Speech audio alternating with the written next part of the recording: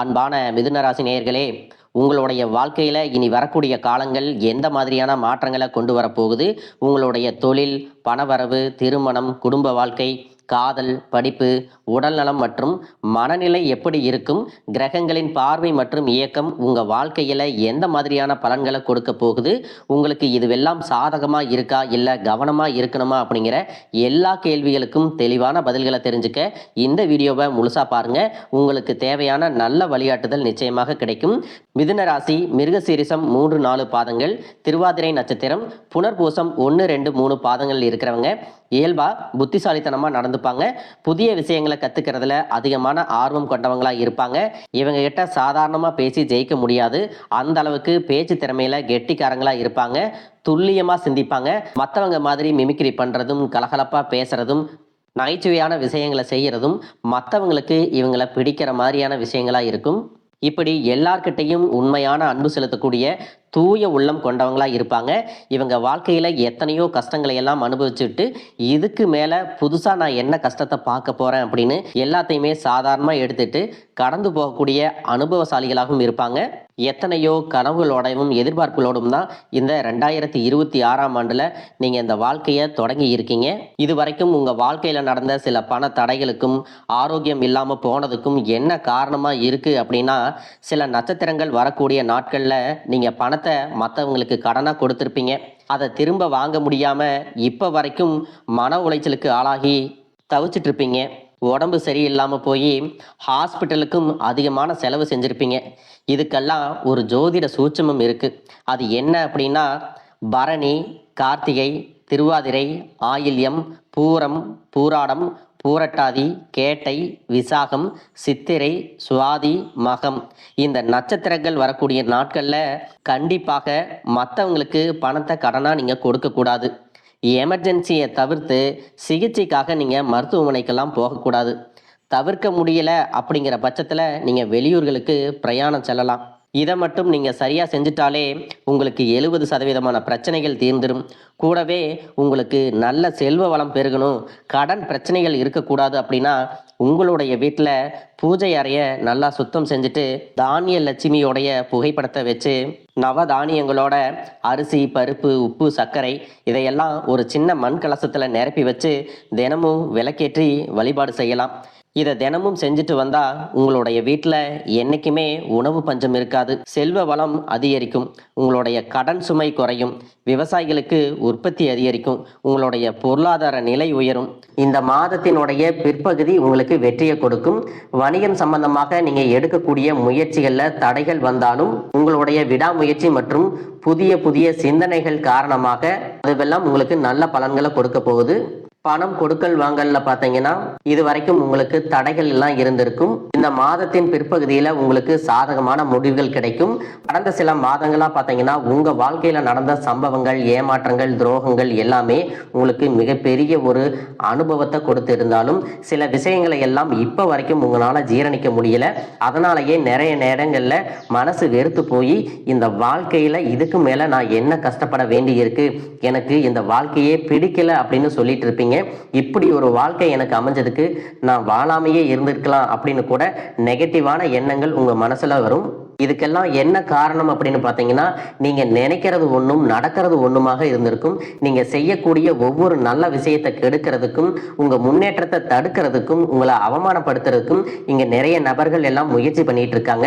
ஆனாலும் அவர்களுடைய சதிகளையும் சூழ்ச்சிகளை எல்லாம் தாண்டி இப்ப வரைக்கும் நீங்க ஓரளவுக்கு நல்லா இருக்கீங்க அப்படின்னா உங்ககிட்ட இருக்கக்கூடிய நல்ல எண்ணங்களும் கடவுள் பக்தியும் இது வரைக்கும் நீங்க செஞ்ச நல்ல விஷயங்களும் தான் உங்களை காப்பாத்திட்டு இருக்கு.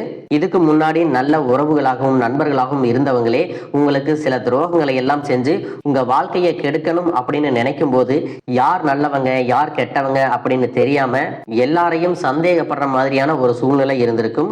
உங்க வாழ்க்கையில நடந்த சில சம்பவங்களுக்கு அப்புறம்தான் சில நபர்கள் எந்த அளவுக்கு பொறாமையோடவும் வன்மத்தோடவும் இருந்திருக்கிறாங்க அப்படிங்கிறத ஓரளவுக்கு புரிஞ்சிருப்பீங்க. இது எல்லாமே தெரிஞ்சும் கூட நீங்க என்னமோ பண்ணுங்க, உங்க அளவுக்கு எனக்கு சூதுவாது தெரியல, இந்த மாதிரி தெரிஞ்சே மனசாட்சிக்கு விரோதமா தப்பு செய்யறவங்களுக்கு அந்த கடவுள் நிச்சயமா தண்டனையை கொடுப்பாரு அப்படின்னு கடவுள்கிட்ட உங்களுடைய வேண்டுதலை எல்லாம் வச்சுட்டு அமைதியா கடந்து போயிட்டு இருக்கீங்க. உங்க மனசுக்குள்ள எத்தனை ஆதங்கம் இருந்தாலும் இப்ப இருக்கக்கூடிய சூழ்நிலையில தான் உண்டு, தான் வேலை உண்டு அப்படின்னு தான் நீங்க போயிட்டு இருக்கிறீங்க. மற்றவங்க மாதிரி இல்லாம கஷ்டத்தையும் கண்ணீரையும் மறைச்சிட்டு வெளியே சந்தோஷமா இருக்கிற மாதிரி நடிச்சிட்டு இருக்கிறீங்க. இந்த வாழ்க்கை உங்களை எப்படி புரட்டி போட்டாலும் முடக்கி வச்சாலும் நீங்க எப்பவும் போல சாதாரணமாவே இருக்கிறதால உங்களை சுத்தி இருக்கிறவங்க எல்லாருமே இவங்களுக்கு என்னப்பா ஓஹோன்னு ஜாலியான வாழ்க்கை வாழ்றாங்க அப்படின்னு சொல்லுவாங்க. ஆனா மனசுல நிம்மதி இல்லாம வயிறார சாப்பிட முடியாம நிம்மதியா தூங்க முடியாம எவ்வளவு கஷ்டப்படுறீங்க அப்படிங்கிறது உங்களுக்கு மட்டும்தான் தெரியும். இந்த மாதிரி உங்க வாழ்க்கையில திடீர்னு ஒரு பிரச்சனை அப்பப்போ வந்துட்டு தான் இருக்கு. அதையெல்லாம் எல்லா இடத்துலயும் நீங்க கடந்து வந்துட்டு தான் இருக்கீங்க. இந்த மாதிரி நீங்களா ஏதோ தட்டு தடுமாறி எந்திரிச்சு நிக்கிறப்போ உங்களை குறை சொல்றதுக்குன்னே நிறைய பேர் தேடி வருவாங்க.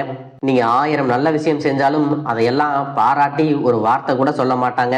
அதுவே உங்களுக்கு தெரியாம ஒரு தப்பு நடந்துட்டாலோ, உங்களுக்கு சம்பந்தமான ஒருவர் தப்பு செஞ்சுட்டாலோ அது இந்த உலகத்துல யாருமே செய்யாத தப்பு மாதிரி குத்தி காட்டிட்டே இருப்பாங்க. அவங்களுடைய நோக்கம் என்னவா இருக்குன்னா நீங்க நல்லா இருக்கணும் அப்படிங்கிறத விட நீ முன்னேறிடக்கூடாது அப்படிங்கிறதுல ரொம்பவே கவனமா இருப்பாங்க.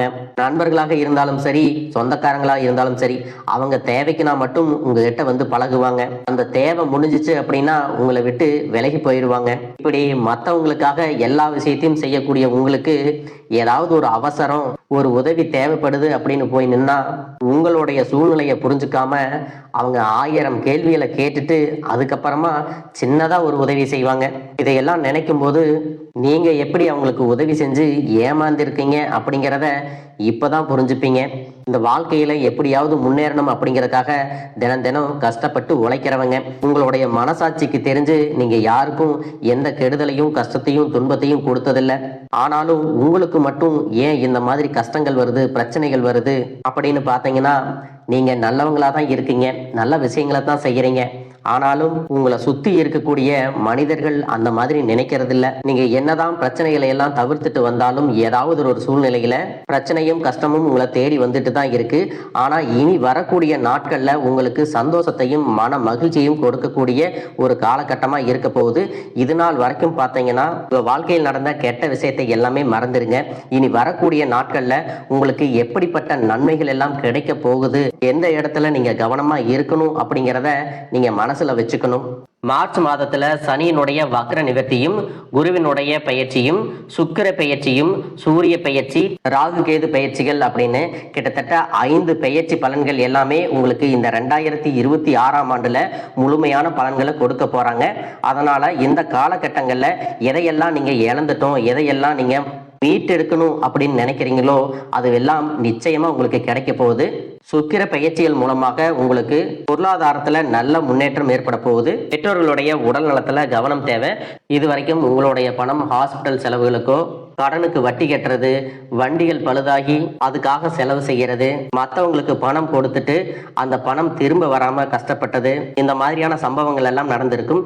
இதற்கு பிறகு நீங்க பணத்தை சுப செலவுகளுக்காக செய்யணும். நல்ல விஷயங்களுக்கு பணத்தை செலவு செய்யும் போது உங்களுடைய கடன் சுமை பாதிக்கு மேல குறையும். தாய் வழியாக ஆதரவு கிடைக்கும். தொழில் செய்யக்கூடிய இடத்துல உங்களுடைய திறமைகள் வெளிப்படும். வேலை செய்யக்கூடிய இடத்துல உங்களுடைய உயர் அதிகாரிகளின் ஆதரவு உங்களுக்கு திருப்தியாக இருக்கும். சுப செய்திகள் எல்லாமே உங்களை வந்து சேரும். பூமி வாங்கக்கூடிய யோகம் உண்டு.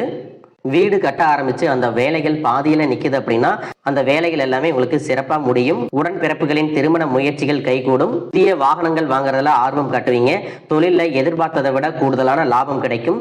ஆரோக்கியம் சீராகி உற்சாகத்தோட எல்லா வேலையும் செய்வீங்க. அரசு வேலைகள்ல இருக்கிறவங்களுக்கு மேலதிகாரிகளுடைய ஆதரவு கிடைக்கும். உங்களை விட்டு விலகி சென்ற சொந்தங்கள் எல்லாமே திரும்ப வந்து சேருவாங்க. சகோதர ஒற்றுமை வலுப்படும். நிழல் கிரகங்களான ராகு கேது பயிற்சியில பாத்தீங்கன்னா உங்களுக்கு மறக்க முடியாத சில சம்பவங்கள் மாற்றங்கள் எல்லாமே உங்களுடைய வாழ்க்கையில் நடக்கும். இந்த காலத்துல குடும்பத்திலையும் தொழிலையும் நீங்க கூடுதலான கவனத்தை செலுத்தணும். உங்களுடைய கடின உழைப்பால லட்சியத்தை அடையணும் அப்படிங்கறதுக்காக ஒரு பிளான் போட்டு வச்சிருப்பீங்க. அதுவெல்லாம் உங்களுக்கு கையில கிடைக்கிற நேரத்துல சில தடைகள் வந்து சேரும். அதன் மூலமா பண தடைகள் உங்களுக்கு வரும். அதன் மூலமா உங்களுக்கு பணம் வருவது சில தாமதங்கள் ஏற்படும். வியாபாரத்துல போட்டிகளை எல்லாம் நீங்க சந்திக்க வேண்டியது இருக்கும். குடும்ப உறவுகள்ல நீண்ட காலமாக இருந்த திருமண தடைகள் எல்லாமே நீங்கும். கல்யாண பேச்சு கைகூடும். சின்ன வயசுலயே கணவன் மனைவி பிரிஞ்சிருக்காங்க அப்படின்னா விவாகரத்து பெற்றதுக்கு அப்புறம் அவங்களுக்கு இரண்டாவது திருமணம் கைகூடக்கூடிய வாய்ப்புகளும் இருக்கு. உறவினர்களோடு இருந்த மனக்கசப்புகள் எல்லாமே மாறும். ஆரோக்கிய தொல்லை உங்களுக்கு அதிகரிக்கும். அரசு வழியில சில சிக்கல்கள் உருவாகும். தன்னம்பிக்கையும் தெய்வ நம்பிக்கையும் அதிகமாக தேவைப்படும். இந்த காலகட்டத்தில் ஆரம்பத்தில் உங்களுடைய வளர்ச்சிக்கு காரணமாக இருந்தவர்களே உங்களுடைய வளர்ச்சியை பார்த்து பொறாமப்பட்டு எதிரிகளாக மாறக்கூடிய சூழ்நிலையும் இருக்கும். குடும்ப தலைவிகளுக்கு குடும்ப உறுப்பினர்களாலேயே சில தவறான புரிதல் மற்றும் அளவுக்கு அதிகமான சிந்தனையால மன அழுத்தம் அதிகமாகி உடல் ஆரோக்கியம் பாதிக்கப்படும். உடல் பருமன் அதிகமாகக்கூடிய சூழ்நிலை இருக்கு. சின்ன சின்ன விஷயத்துக்கெல்லாம் கோவப்படுவதை தவிர்த்துக்கணும். இந்த மன அழுத்தத்தை குறைக்கிறதுக்கு ஆன்மீக வழிபாடு அவசியம். தியானம் செய்யறது, யோகா பண்றது, தன்னுடைய உடல் நலம் எவ்வளவு அவசியம் அப்படிங்கிறத சுயமா புரிஞ்சுக்கிறதன் மூலமாக இந்த பிரச்சனைகளை எல்லாம் தவிர்க்கலாம். நீங்க கணவனாக இருந்தாலும் சரி, மனைவியாக இருந்தாலும் சரி, உங்களுடைய வாழ்க்கை துணை மேல அதிகமா அன்பு காட்டுங்க. அவங்க எந்த விஷயத்தை செஞ்சாலும் அதுல இருக்கக்கூடிய நல்ல விஷயத்தை சொல்லி பாராட்டுங்க. சில நேரத்துல உங்களுக்காகவே அவங்க மெனக்கெட்டு ஏதாவது ஒரு விஷயத்த செய்வாங்க. அந்த விஷயத்த நீங்க பாராட்டும் பொழுது அன்பு அதிகரிக்கும். அன்பு அதிகரிச்சுன்னா சின்ன சின்ன குறைகள் கூட உங்க ரெண்டு பேருக்குமே தெரியாது. குழந்தைகளுக்காகவும் குடும்பத்திற்காகவும் அதிக முக்கியத்துவம் கொடுத்து நேரத்தை செலவிடுங்க. கணவன் மனைவிக்கிடையே அந்யோன்யம் அதிகரிக்கும். குடும்பத்தில் ஒற்றுமையும் சந்தோஷமும் நீண்ட நாளுக்கு தொடர்ந்து வரும். தொழிலை பொறுத்த வரைக்கும் நீங்க செய்யக்கூடியது சின்ன தொழிலாக இருந்தாலும் சரி, பெரிய தொழிலாக இருந்தாலும் சரி, எதிர்பார்த்த அளவுக்கு லாபம் கிடைக்காம ஒரு மந்தமான சூழ்நிலை இருந்திருக்கும். இதற்கு பிறகு நல்ல நல்ல வாடிக்கையாளர்கள் கிடைப்பாங்க. உண்மையான வேலையாட்கள் கிடைப்பாங்க. நீங்க எதிர்பார்த்த மாதிரி நல்ல லாபம் கிடைக்கும். புதிய கிளைகளை எல்லாமே தொடங்குவீங்க. வங்கிகளிடமிருந்து உங்களுக்கு நிதி உதவி கிடைக்கும். பணப்புழக்கம் அதிகரிக்கும். வாடகை இடத்துல இருக்கிறவங்க புதிய இடங்களை வாங்குவீங்க. சிலருக்கு பாத்தீங்கன்னா வேலை செய்யக்கூடிய இடத்துல வேலை செய்யறவங்களோட சின்ன சின்ன பிரச்சனைகள் வரும். செய்யாத தவறுகளுக்கு பழி ஏத்திக்கிற மாதிரி இருக்கும். தெரிஞ்ச சிலர் அவங்களுடைய உழைப்பை திருடுவாங்க. உங்களுடைய திறமைகளுக்கும் உண்மையான உழைப்புக்கும் மதிப்பு கொடுக்க மாட்டாங்க. இதனாலேயே இந்த வேலையில தொடரலாமா இல்ல வேற வேலைக்கு போகலாமா அப்படின்னு ரெண்டு விதமான மனநிலை இருந்துட்டு இருக்கும். இந்த மாதிரியான குழப்பமான சூழ்நிலையில அவசரப்பட்டு எந்த முடிவுகளையும் எடுக்காம நிதானமா யோசிச்சு முடிவுகளை எடுக்கும் போது அதுவெல்லாம் உங்களுக்கு நல்ல பலன்களை கொடுக்கும். அரசு வேலைகள் மற்றும் போட்டித் தேர்வுகளுக்கு படிச்சுட்டு இருக்கிறவங்களுக்கு உங்களுடைய விடாமுயற்சி மற்றும் கவனச்சிதறல் இல்லாம தொடர்ச்சியாக பயிற்சி செய்யும் பொழுது இந்த 2026ஆம் ஆண்டுல நிச்சயமாக அரசு வேலை கிடைக்க போகுது. உங்களை பொறுத்த வரைக்கும் நீங்க தனியாக இருக்கும்போது சாதாரணமாக தான் இருப்பீங்க. உங்களுடைய சிந்தனை எல்லாமே நல்ல விதமாக தான் இருக்கும். ஆனால் உங்களுடைய சேர்க்கை மற்றும் தவறான நண்பர்களுடைய சேர்க்கை வந்துச்சுன்னா தேவையில்லாத போதை பழக்கத்திற்கு அடிமையாகிறதும், கஷ்டப்பட்டு உழைச்சு சம்பாதிச்ச பணத்தை தவறான இடங்கள்ல முதலீடு செஞ்சு ஏமாறக்கூடிய வாய்ப்புகளும் அதிகமாக இருக்கு. அதனால நண்பர்களை தேர்ந்தெடுக்கும் பொழுது உங்களுக்கு கூடுதலான கவனம் ரொம்பவே முக்கியம்.